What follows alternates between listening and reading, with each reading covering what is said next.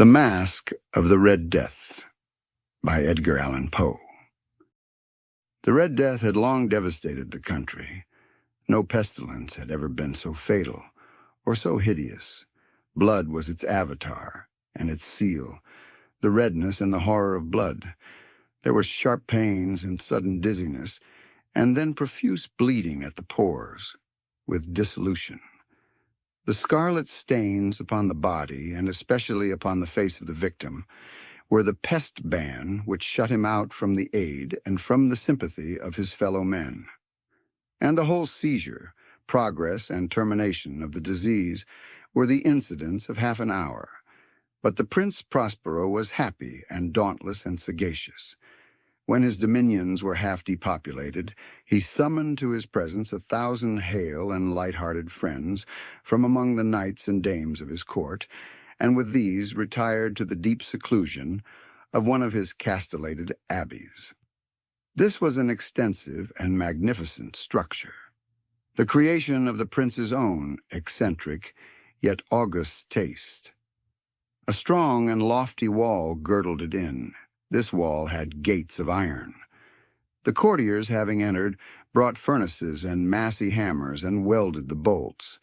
They resolved to leave means neither of ingress or egress to the sudden impulses of despair or of frenzy from within. The abbey was amply provisioned. With such precautions, the courtiers might bid defiance to contagion. The external world could take care of itself. In the meantime, it was folly to grieve, or to think. The prince had provided all the appliances of pleasure. There were buffoons, there were improvisatori, there were ballet dancers, there were musicians, there was beauty, there was wine. All these and security were within. Without was the Red Death. It was toward the close of the 5th or 6th month of his seclusion, and while the pestilence raged most furiously abroad, that the Prince Prospero entertained his 1,000 friends at a masked ball of the most unusual magnificence. It was a voluptuous scene, that masquerade. But first let me tell of the rooms in which it was held. There were 7, an imperial suite.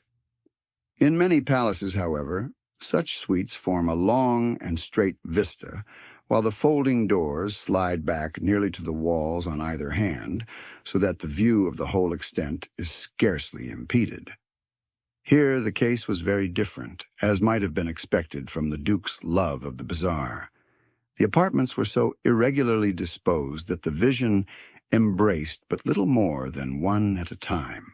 There was a sharp turn at every 20 or 30 yards, and at each turn a novel effect.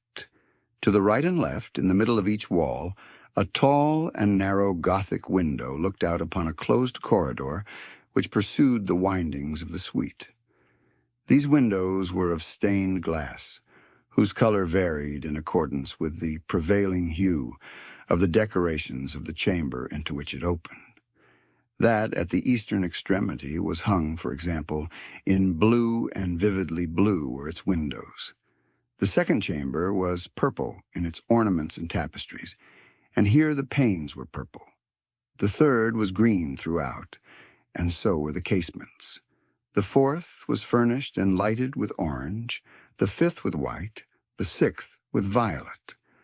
The 7th apartment was closely shrouded in black velvet tapestries that hung all over the ceiling and down the walls, falling in heavy folds upon a carpet of the same material and hue.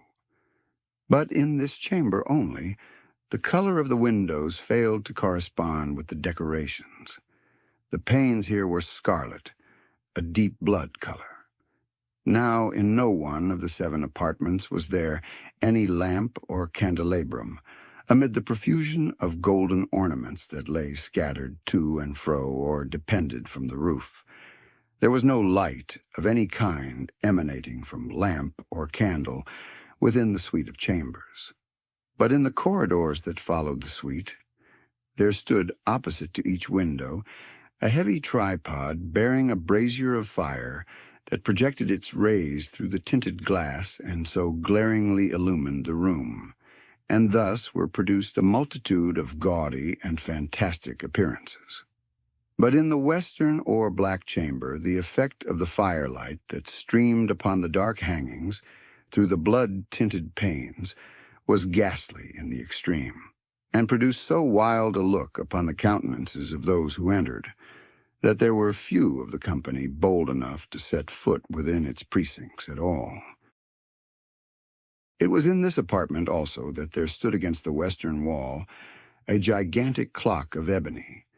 Its pendulum swung to and fro with a dull, heavy, monotonous clang, and when the minute hand made the circuit of the face, and the hour was to be stricken, there came from the brazen lungs of the clock a sound which was clear and loud and deep and exceedingly musical, but of so peculiar a note and emphasis that, at each lapse of an hour, the musicians of the orchestra were constrained to pause momentarily in their performance to hearken to the sound. And thus the waltzers perforce ceased their evolutions, and there was a brief disconcert of the whole gay company, and while the chimes of the clock yet rang, it was observed that the giddiest grew pale, and the more aged and sedate passed their hands over their brows as if in confused reverie or meditation. But when the echoes had fully ceased, a light laughter at once pervaded the assembly. The musicians looked at each other and smiled as if at their own nervousness and folly, and made whispering vows each to the other that the next chiming of the clock should produce in them no similar emotion. And then, after the lapse of 60 minutes, which embrace 3,600 seconds of the time that flies, there came yet another chiming of the clock, and then were the same disconcert and tremulousness and meditation as before. But, in spite of these things, it was a gay and magnificent revel. The tastes of the Duke were peculiar. He had a fine eye for colors and effects. He disregarded the decorum of mere fashion. His plans were bold and fiery, and his conceptions glowed with barbaric luster. There are some who would have thought him mad. His followers felt that he was not. It was necessary to hear and see and touch him to be sure that he was not. He had directed in great part the movable embellishments of the 7 chambers upon occasion of this great fete, and it was his own guiding taste which had given character to the masqueraders. Be sure they were grotesque. There were much glare and glitter and piquancy and phantasm, much of what has been since seen in Hernani. There were arabesque figures with unsuited limbs and appointments. There were delirious fancies such as the madman fashions. There was much of the beautiful, much of the wanton, much of the bizarre, something of the terrible, and not a little of that which might have excited disgust. To and fro in the 7 chambers there stalked, in fact, a multitude of dreams. And these, the dreams, writhed in and about, taking hue from the rooms and causing the wild music of the orchestra to seem as the echo of their steps. And, anon, there strikes the ebony clock which stands in the hall of the velvet, and then, for a moment, all is still, and all is silent save the voice of the clock. The dreams are stiff frozen as they stand. But the echoes of the chime die away. They have endured but an instant, and a light, half-subdued laughter floats after them as they depart. And now again the music swells, and the dreams live and writhe to and fro more merrily than ever, taking hue from the many tinted windows through which stream the rays from the tripods. But to the chamber which lies most westwardly of the 7, there are now none of the maskers who venture, for the night is waning away, and there flows a ruddier light through the blood-colored panes, and the blackness of the sable drapery appalls. And to him whose foot falls upon the sable carpet, there comes from the near clock of ebony a muffled peal more solemnly emphatic than any which reaches their ears who indulge in the more remote gaieties of the other apartments. But these other apartments were densely crowded, and in them beat feverishly the heart of life, and the revel went whirlingly on, until at length there commenced the sounding of midnight upon the clock. And then the music ceased, as I have told, and the evolutions of the waltzers were quieted, and there was an uneasy cessation of all things as before.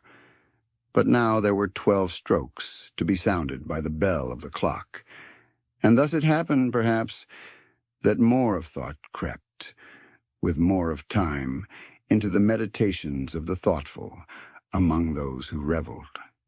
And thus, too, it happened, perhaps, that before the last echoes of the last chime had utterly sunk into silence, there were many individuals in the crowd who had found leisure to become aware of the presence of a masked figure which had arrested the attention of no single individual before. And the rumor of this new presence having spread itself whisperingly around, there arose at length from the whole company a buzz or murmur, expressive of disapprobation and surprise, then finally of terror, of horror, and of disgust. In an assembly of phantasms such as I have painted, it may well be supposed that no ordinary appearance could have excited such sensation. In truth, the masquerade license of the night was nearly unlimited, but the figure in question had out-Heroded Herod and gone beyond the bounds of even the prince's indefinite decorum. There are chords in the hearts of the most reckless which cannot be touched without emotion. Even with the utterly lost, to whom life and death are equally jests, there are matters of which no jest can be made. The whole company, indeed, seemed now deeply to feel that in the costume and bearing of the stranger neither wit nor propriety existed. The figure was tall and gaunt and shrouded from head to foot in the habiliments of the grave. The mask which concealed the visage was made so nearly to resemble the countenance of a stiffened corpse that the closest scrutiny must have had difficulty in detecting the cheat.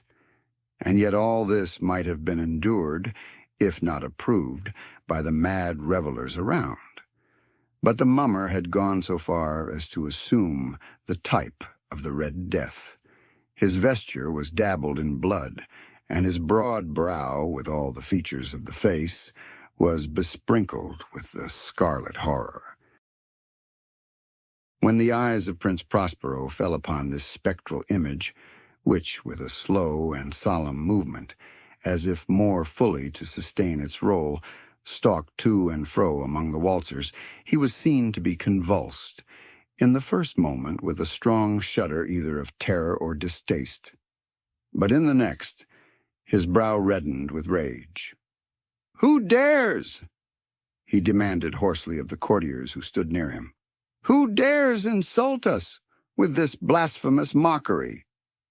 Seize him and unmask him, that we may know whom we have to hang at sunrise from the battlements." It was in the eastern or blue chamber in which stood the Prince Prospero, as he uttered these words. They rang throughout the 7 rooms loudly and clearly, for the prince was a bold and robust man, and the music had become hushed at the waving of his hand. It was in the blue room where stood the prince with a group of pale courtiers by his side. At first, as he spoke, there was a slight rushing movement of this group in the direction of the intruder, who at the moment was also near at hand, and now, with deliberate and stately step, made closer approach to the speaker. But from a certain nameless awe with which the mad assumptions of the mummer had inspired the whole party, there were found none who put forth hand to seize him, so that, unimpeded, he passed within a yard of the prince's person, and while the vast assembly, as if with one impulse, shrank from the centers of the rooms to the walls, he made his way uninterruptedly, but with the same solemn and measured step which had distinguished him from the first, through the blue chamber to the purple, through the purple to the green, through the green to the orange, through this again to the white, and even thence to the violet, ere a decided movement had been made to arrest him. It was then, however, that the Prince Prospero, maddening with rage and the shame of his own momentary cowardice, rushed hurriedly through the 6 chambers, while none followed him on account of a deadly terror that had seized upon all. He bore aloft a drawn dagger and had approached in rapid impetuosity to within 3 or 4 feet of the retreating figure, when the latter, having attained the extremity of the velvet apartment, turned suddenly and confronted his pursuer. There was a sharp cry, and the dagger dropped gleaming upon the sable carpet, upon which, instantly afterwards, fell prostrate in death the Prince Prospero.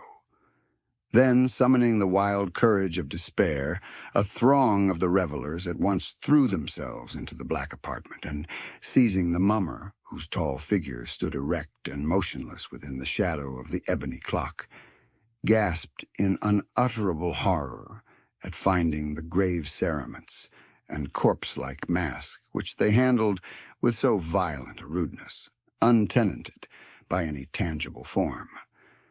And now was acknowledged the presence of the Red Death. He had come like a thief in the night, and one by one dropped the revelers in the blood-bedewed halls of their revel, and died each in the despairing posture of his fall. And the life of the ebony clock went out with that of the last of the gay, and the flames of the tripods expired, and darkness and decay and the Red Death held illimitable dominion over all.